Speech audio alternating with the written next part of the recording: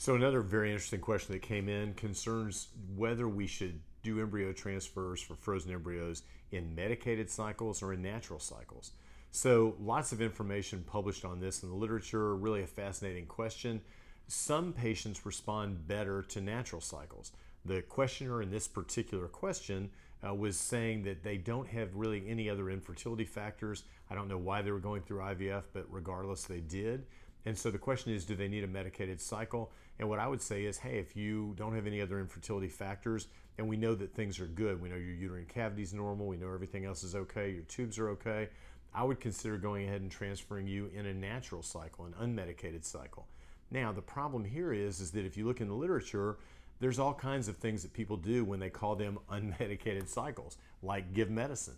So some physicians will supplement unmedicated natural cycles with estrogen. Some will supplement with progesterone. To me, unmedicated means unmedicated. We would have you use an ovulation prediction kit. You call us with your LH surge, and then we time your embryo transfer based on when your LH surge occurred. In general, I'm not as big a fan of unmedicated cycles as I am what we call program cycles, where we give estrogen followed by estrogen and progesterone in combination. Lots of reasons for this. Number one, I think the data suggests higher pregnancy rates for medicated cycles. Number two, much easier to schedule. And number three, there's a lot of flexibility in terms of how long you should be on estrogen before you actually start your progesterone. Once you actually start the progesterone, the clock starts ticking and the embryo needs to be transferred on a very specific day, and that may vary from program to program.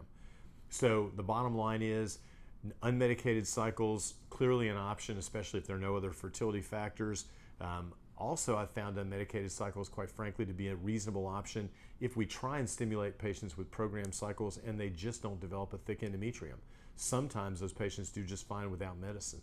So the good news is we have lots of options. Discuss the best option for you with your physician.